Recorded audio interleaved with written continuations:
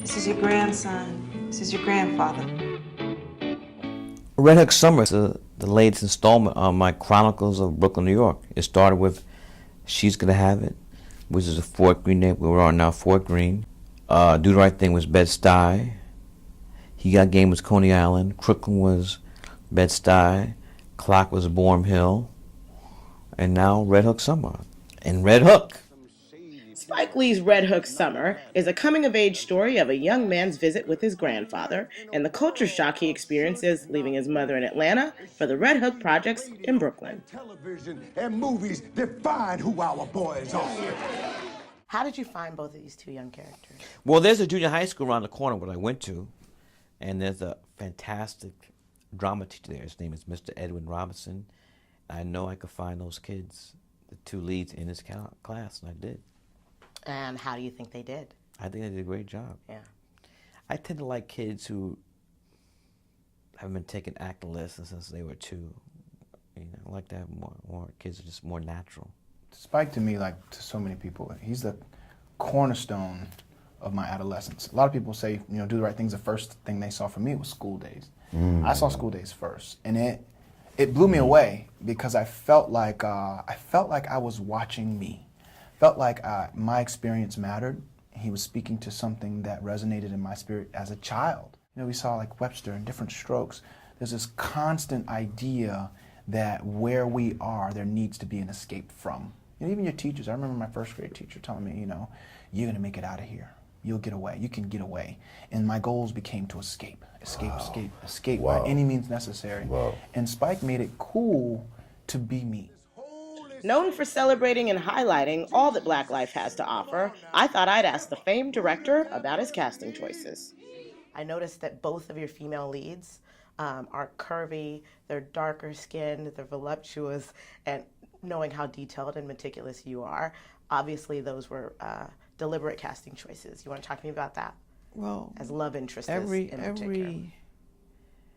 African American woman in cinema today doesn't have to be light-skinned, did it? A red bone and all that stuff, you know. There's many different looks of African women, and they're all African American women. They're all beautiful. So, you know, we've want to reflect that. I don't know why we shy away from the darkness. You know, it's a painful thing. Being the darkest person in my family and being called black as a child, and it was like, ooh, don't do that. You know, let's do it now. Come on, come on. I want to go home. And while I noticed the hues of the females involved, the film's larger focus is that of poverty, love, and disenfranchisement. You know, you have my character Box that has been shortchanged of his American dream by virtue of being born where he was being born, period. The second he was born at a disadvantage, he would believe, you know, because that's relative. But from that moment, whether, you know, not having a father around, then losing his mother, the only people he looked up to was a drunk, you know, deacon and a pastor that he held on to some string of purity until he finds out the ultimate. So here's a young man that even through the lens of being this hard thug, he had hope that still, even that hope was taken away. So, you know, you know, it's like in school, they say, you know, success or failure of any student is based on the leadership. Same thing with our community. If a child fails, that's our failure. Some of the darker subject matter of the film has been explored in the headlines recently, but not from this particular perspective. Is that why you chose to tell this story? Yeah, but the headlines happened after we shot this. The headlines came out after we shot the film. Yeah. Very well. The film takes a confusing turn when Flick's grandfather, the good bishop, is accused of molesting a former church member who comes forward in a service full of worshipers. How do you approach a character like this, considering how conflicted he was? The things that plague a person sometimes come from left field. Sometimes they're already in you and you don't even know it. His particular conflict, I think, is something that is ongoing and an illness that men have, and that it's passed on. And you're not even sure of why you have this dis-ease. How would you like to be remembered? And yes, what would you like your legacy to be?